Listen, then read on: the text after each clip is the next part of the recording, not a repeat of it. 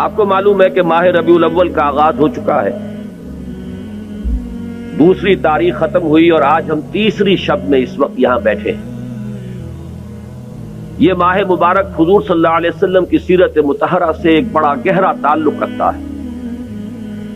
حضور کی ولادت باسعادت بھی اسی ماہ مبارک میں ہوئی، اگرچہ تاریخ کے بارے میں اختلاف ہے۔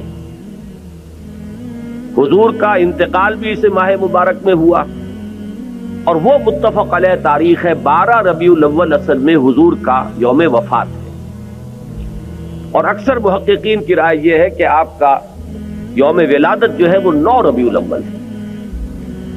یہی وجہ ہے کہ مجھے یاد ہے کہ ہمارے بچپن میں اس دن کو جو لوگ کچھ تھوڑا بہت مناتے بھی تھے تو 12 وفات کے نام سے در حقیقت یہ نام یاد کیا جاتا تھا۔ حضور صلی اللہ علیہ وسلم کی وفات کا دن ہے، کچھ کھانا پکا کر کچھ غریبوں کو مساکین کو کھلانا، یہ در حقیقت چیز تھی کہ جو اب ہوتے ہوتے اس نے بہت ہی ایک دوسری صورت اختیار کر لی ہے۔ اب یہ ایک جشن بن گیا ہے اور ایک عید کا سا سما، بلکہ واقعہ یہ ہے کہ جو اصل 2 عیدیں ہیں وہ کہیں پیچھے چلی گئی ہیں، اور یہ جو 2 عیدیں ہم نے ایجاد کی ہیں، ایک عید میلاد النبی اور ایک عید استقلال، اگر ہم جائزہ لیں تو شاید یہ 2 جو ہے یہ زیادہ فور گراؤنڈ میں آ چکی ہیں۔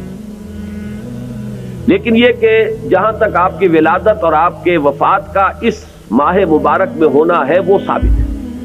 مزید برآں حضور کا ورود مدینہ منورہ میں بھی ماہ ربیع الاول میں ہوا ہے۔ اس پہلو سے اگر اس ماہ مبارک میں ہم سیرت النبی کے مطالعے کا ایک خاص موضوع رکھیں، کسی تاریخ کے تعین کے بغیر اس مہینے کی مناسبت سے سیرت مطہرہ پر گفتگویں ہوں، غور و فکر ہو، اور اس میں بھی عملی پہلو سامنے ہو، اتباع کا جذبہ ہو، سمجھنا سمجھانا اس لیے ہو کہ اس پر عمل کرنا ہے، تو یقیناً یہ چیز ہمارے لیے بہت مفید ہوگی اور ہمارے بہت سے امراض کا شاید اس سے مداوع ہو سکے۔ یاخذون بسنتہ ویقتدون بامرہ ثم انہا تخلف من بعدہم خلوف۔ پھر ہمیشہ یہ ہوتا، ہر نبی کا جاننے والوں میں، پہچاننے والوں میں، ماننے والوں میں ہوا ہے، امت محمد بھی مستثنیٰ نہیں ہے۔ یقولون ما لا یفعلون ویفعلون ما لا یؤمرون۔ یہاں نوٹ کیجئے کہ وہ کہتے وہ تھے جو کرتے نہیں تھے، اور کرتے وہ تھے جس کا حکم نہیں۔ عید میلاد النبی کیا حضور کا حکم ہے؟ کیا اس کا کوئی ثبوت صحابہ سے ہے؟ کیا ہم صحابہ کے مقابلے میں حضور سے زیادہ محبت کرتے ہیں؟ لیکن تھا کہ معاملہ ما لا یؤمرون، جس چیز کا حکم ہوا نہیں اس پر عمل ہو رہا۔ یہ ہے در حقیقت رسم پرستی، اور رسم کے اندر پھر اضافہ ہوتے چلا جاتا، اس پر ردے پر چڑھتے چلے جانا جو ہے، یہ دوسرا سبب ہے۔ اور اس کا ایک نتیجہ جو نکلتا ہے وہ اسی پر بات ختم کروں گا، اگرچہ ایک اور حدیث جو ہے اس موضوع پر بہت اہم ہے۔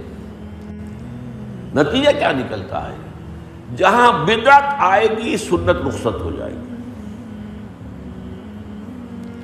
اب نماز جنازہ پر کی وہ اہمیت نہیں ہوگی، نہ نماز جنازہ یاد کرنی ہے، نہ دعا یاد کرنی ہے، کچھ پتہ نہیں، جا کے کھڑے ہو گئے ہیں، وضو بھی ہے کہ نہیں ہے، لیکن قرآن خوانی میں تو جانا ہی جانا۔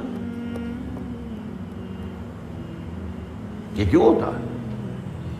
ورنہ یہ کہ نماز کی اہمیت ہوتی، نماز جنازہ کی، آپ اگرچہ عربی نہیں آتی لیکن ترجمہ تو اس دعا کا یاد کر لینا کوئی مشکل کام نہیں ہے، تاکہ کھڑے ہوں دل سے دعا مانگے۔ تو جہاں بدعت آئے گی وہاں سنت جو ہے اس کی حیثیت کم ہو جائے گی، اس کا استخفاف ہوگا یا غائب ہو جائے گا۔